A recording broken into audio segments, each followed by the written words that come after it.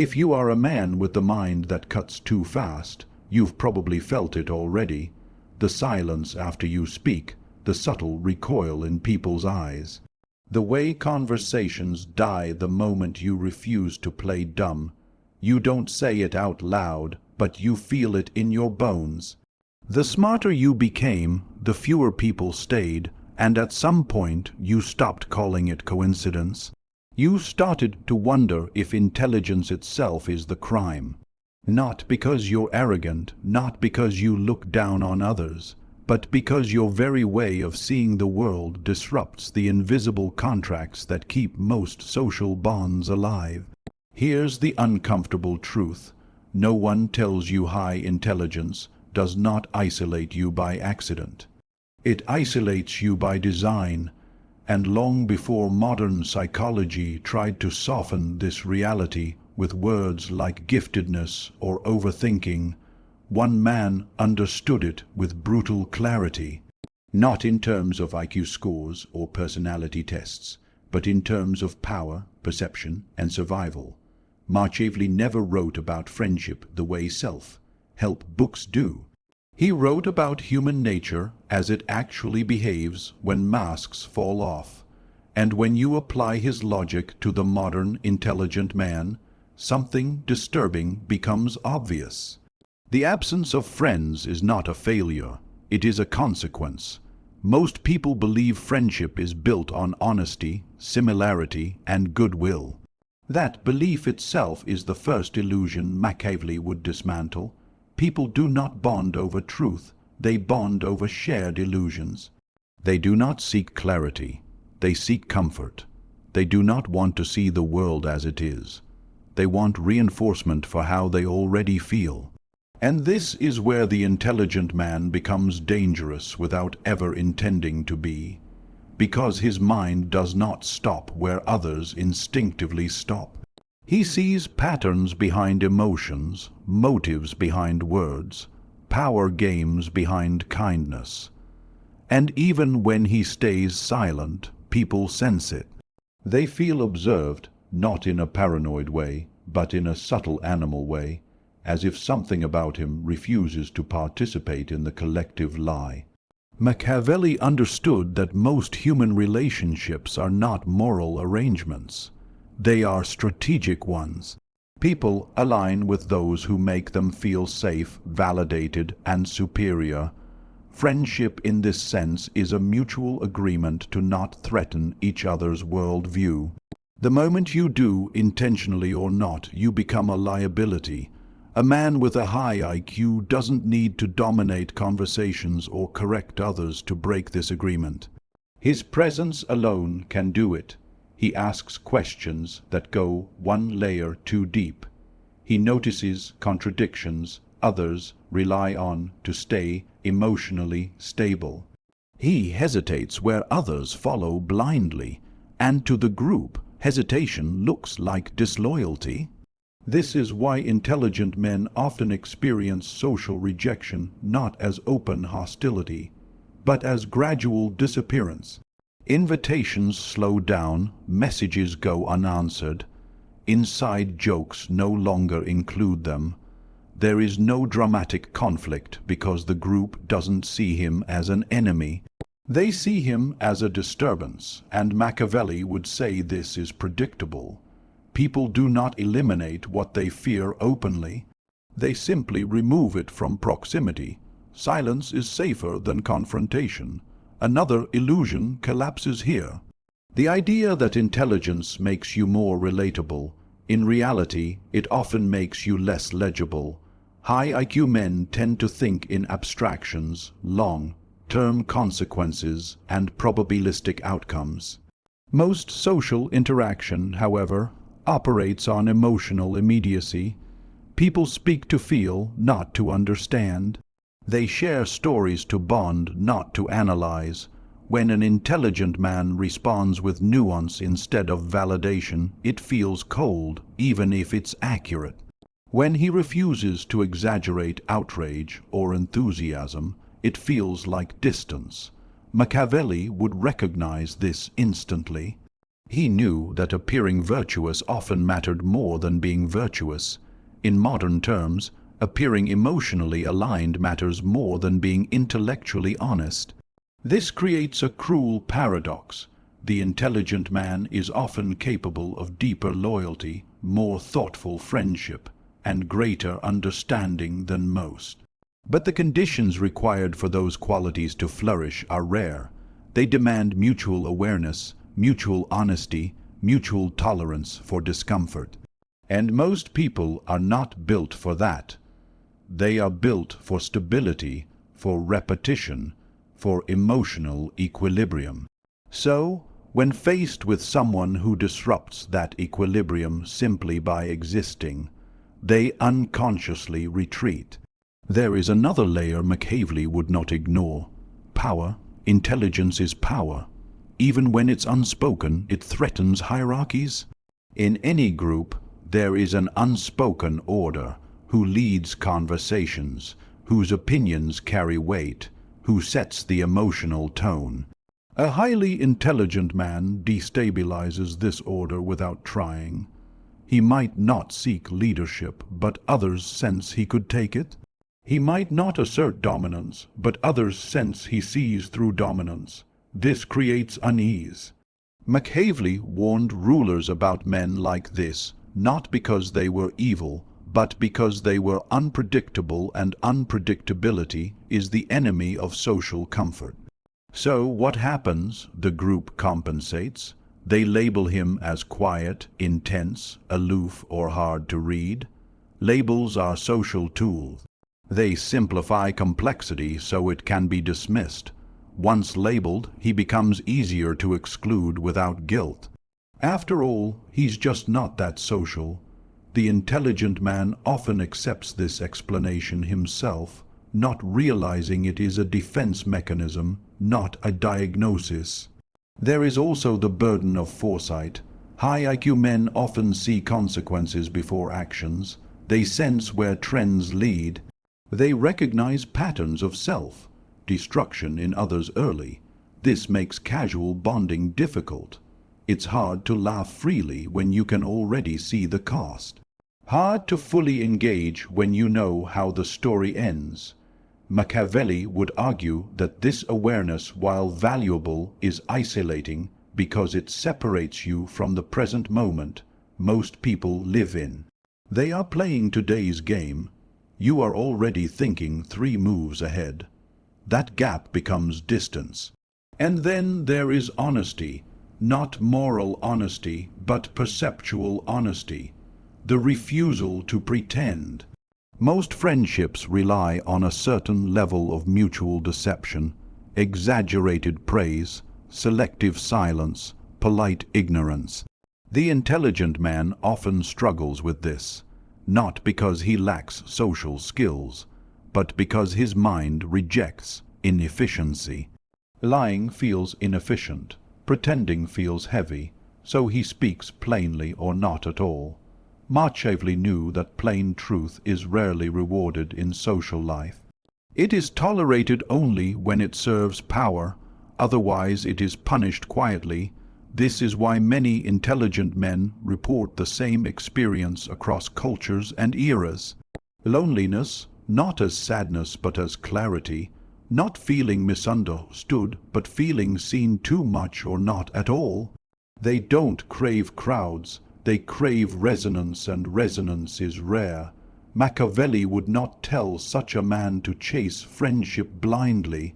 He would tell him to understand the terrain, to recognize that most alliances are temporary, conditional, and based on utility. That expecting unconditional camaraderie from a world built on perception is a mistake. But here's the part most people miss. Machiavelli did not advocate isolation for its own sake. He advocated awareness. The intelligent man without friends is not broken. He is unarmored. He sees too clearly to blend in effortlessly, but not clearly enough to weaponize that vision. Yet his loneliness is not the end state. It is the threshold, a signal that he has outgrown unconscious belonging. but has not yet mastered conscious connection.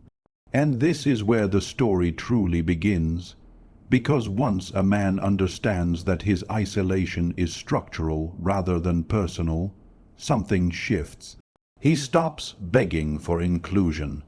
He stops shrinking his mind to fit rooms it was never meant to inhabit. He begins to ask a far more dangerous question.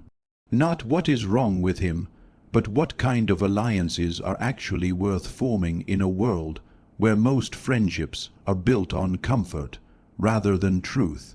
Once a man reaches that question, he crosses an invisible line. From the outside, nothing changes.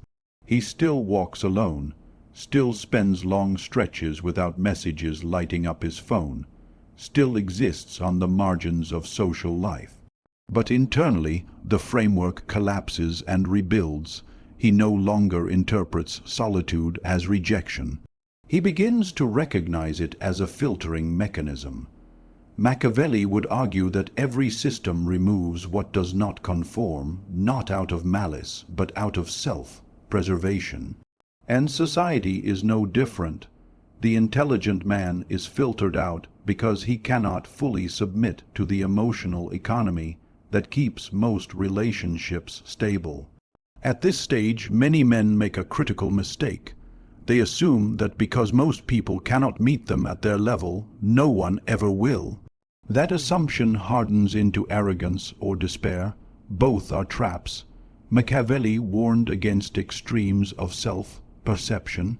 Overestimating your uniqueness blinds you just as much as underestimating your value. The truth is colder and more precise. High intelligence does not make you superior. It makes you incompatible with the default settings of social life. Default settings reward agreement over accuracy, loyalty over insight, emotional mirroring over independent thought. When you opt out of these, consciously or not, you lose access to casual bonds. And casual bonds make up the majority of friendships people call meaningful. The intelligent man wants depth, but depth is expensive. It requires time, vulnerability, and mutual courage. Most people don't refuse depth because they are shallow. They refuse it because depth destabilizes the identities they've spent years constructing. Machiavelli understood identity as a mask worn for survival. People do not cling to beliefs because they are true. They cling to them because they are useful. They explain past choices. They justify current behavior. They protect self-image. When an intelligent man questions these beliefs even gently, he threatens the mask. And when the mask feels threatened, the person wearing it feels threatened.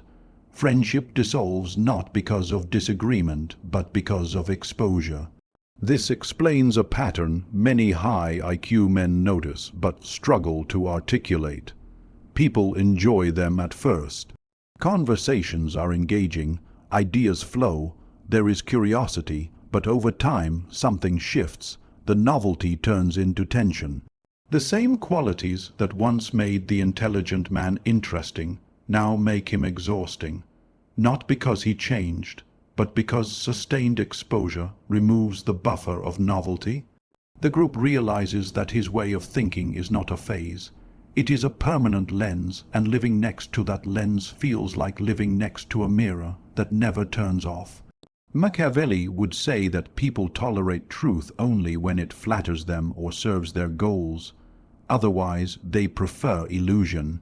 This is why high IQ men often find that the people who stay closest to them are not the ones who talk the most, but the ones who need something specific.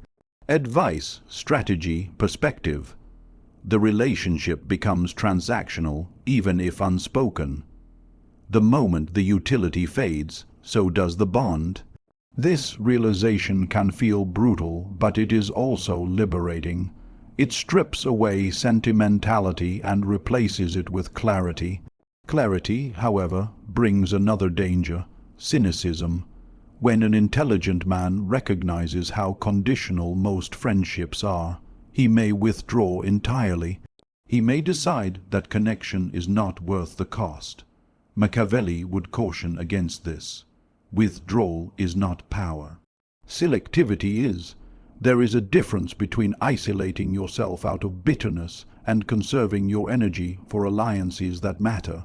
The intelligent man must learn this distinction or risk becoming exactly what society already suspects him of being: detached, cold, unreachable. Here is where Machiavelli's thinking becomes unexpectedly practical. He believed that understanding human nature allowed you to navigate it, not escape it. The intelligent man's problem is not that he has no friends. It is that he expects friends to operate outside human nature. He expects honesty without consequence, depth without discomfort, loyalty without incentive. These expectations are noble but unrealistic. Machiavelli would advise adjustment, not surrender. Adjustment does not mean pretending to be less intelligent. It means understanding when intelligence should speak and when it should observe. Power in Machiavelli's world belonged to those who knew when to reveal themselves and when to remain opaque. The intelligent man often fails here. He reveals too much too soon. He exposes his mind fully in environments that reward conformity. This accelerates his isolation, not because people hate him, but because they don't know where to place him. Most social groups rely on predictability. Roles are assigned quickly and unconsciously. The joker, the leader, the listener, the follower. High IQ men resist roles instinctively. Their minds refuse to shrink into fixed functions. But Machiavelli would argue that refusing roles does not make you free. It makes you undefined, and undefined elements in a system are often removed. So the intelligent man faces a choice not between authenticity and connection, but between unconscious authenticity and strategic authenticity. One is raw and unfiltered, the other is deliberate. Machiavelli would not call this manipulation. He would call it wisdom. Knowing how much of yourself to reveal and to whom is not dishonesty. It is self-preservation. This is especially important because not all loneliness is the same. There is the loneliness of exclusion, and there is the loneliness of transition. The first feels humiliating. The second feels disorienting. High IQ men often experience the second, but misinterpreted as the first. They believe they are being rejected, when in reality they are between social ecosystems. They no longer fit into mass culture, but they have not yet built or found a niche where depth is currency rather than liability. Machiavelli understood niches in terms of courts, councils, and inner circles. Power never belonged to the masses. It belonged to small groups bound by mutual interest and shared understanding. The intelligent man who seeks friendship in the crowd will always fail. Not because he is flawed, but because the crowd is not designed for him. His peers are rare, and rarity demands patience. This patience, however, feels unnatural in a world obsessed with constant connection. Silence is interpreted as failure, solitude as weakness. But Machiavelli would flip this interpretation. He would argue that constant social engagement is often a sign of dependence. The inability to be alone reveals fragility, not strength. The intelligent man's solitude, while painful, is also proof of independence. He does not need constant validation to exist, yet independence should not harden into isolation. The danger is subtle. Over time, the intelligent man may begin to view others purely as predictable mechanisms. He may reduce people to patterns and probabilities. While often accurate, this perspective can erode empathy. Machiavelli warned rulers about this as well.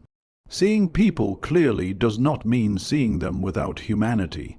Power without empathy leads to miscalculation, and miscalculation leads to downfall. True mastery lies in balance. The intelligent man must learn to navigate shallow waters without drowning in them, while still reserving his depth for those capable of meeting it. This requires restraint, something intelligence alone does not guarantee. In fact, intelligence often undermines restraint because it creates the illusion of control. You think because you see more, you can move freely, but social reality is not moved by insight alone. It is moved by timing, perception, and emotional leverage. Machiavelli would tell the intelligent man this: "Your mind is a weapon, but a weapon drawn at the wrong time invites attack. Friendship is not a battlefield, but it follows similar dynamics. Reveal strength too openly and others feel threatened. Conceal it completely and you become invisible." The art lies in controlled revelation, letting others discover your depth gradually rather than confronting them with it all at once. When high IQ men finally internalize this, something unexpected happens. They stop chasing friendship as a goal. They focus on purpose, mastery, and direction. And paradoxically, this is when alignment begins to occur. Not in crowds, not in constant socializing, but in moments of shared work, shared struggle, shared creation. Machiavelli believed that bonds forged through necessity were stronger than those forged through sentiment. Modern psychology confirms this, but Machiavelli understood it centuries earlier. The intelligent man's future connections will not look like conventional friendships. They will be fewer, quieter, more intense. They will not require constant contact. They will survive silence. They will tolerate disagreement. They will not demand performance. But reaching this stage requires enduring the void without numbing it, without blaming others, and without betraying yourself. It requires understanding that loneliness is not always a signal to change who you are, but sometimes a signal that you are being reshaped for a different level of interaction. And once you see that, once you truly accept that your lack of friends is not a flaw, but a phase dictated by awareness, the question shifts again. It is no longer why you have no friends. It becomes what kind of man you are becoming in the absence of them, and whether you are strong enough to let that transformation finish without running back to comfort, just to escape the silence. The silence is where most men turn back, not because it hurts too much, but because it strips away excuses. When there is no noise, no social distraction, no one to perform for, a man is forced to confront what remains. Machiavelli understood this confrontation better than most. He knew that isolation reveals character faster than conflict. In the absence of constant reinforcement, a man either refinances himself or decays. There is no middle ground. And this is why the intelligent man's loneliness is so dangerous and so powerful at the same time. Most men are social not because they love people, but because they fear themselves. They fear their thoughts when unfiltered. They fear the questions that arise when no one is there to distract them. High IQ men do not escape this fear. They simply encounter it sooner. Their minds are already loud, already restless, already analytical. When friends disappear, the mind does not quiet down. It sharpens, and that sharpening can cut in two directions. One direction leads to resentment. The man begins to see the world as shallow, people as inferior, relationships as pointless. He mistakes pattern recognition for wisdom and detachment for superiority. Machiavelli would see this as a fatal error. Contempt weakens judgment. It blinds you to opportunity. A man who despises others cannot influence them. And influence is power. Intelligence without influence is isolation hardened into irrelevance. The other direction is far more dangerous and far more rare. The intelligent man uses solitude to refine perception rather than feed ego. He studies human behavior without hatred. He observes social dynamics without needing to dominate them. He begins to understand that most people are not shallow by choice. They are constrained by fear, habit, and survival. Machiavelli never hated humanity. He simply refused to romanticize it. This distinction matters. The man who romanticizes people becomes naive. The man who hates them becomes blind. The man who understands them becomes effective. At this stage, the intelligent man begins to see why friendship failed him before. Not because people were unworthy, but because the context was wrong. He was seeking depth in places designed for comfort. He was offering honesty where reassurance was the currency. He was playing a different game on the same board and wondering why the rules kept punishing him. Machiavelli would say the board determines the game, not the player. This realization changes how the intelligent man moves through the world. He no longer expects most people to meet him intellectually or emotionally. That expectation dissolves, and with it dissolves the constant disappointment that poisoned earlier interactions. He becomes lighter, not heavier, quieter, not colder. He learns that withholding depth is not betrayal of self, but conservation of energy. Reaching this point requires enduring years of apparent social failure, years where the intelligent man questions whether something is wrong with him, years where he watches less capable men thrive socially while he remains on the periphery. This comparison is poison. Machiavelli warned against comparing outcomes without comparing strategies. The socially successful man often pays a price the intelligent man is unwilling to pay. He trades depth for acceptance, long-term coherence for short-term belonging.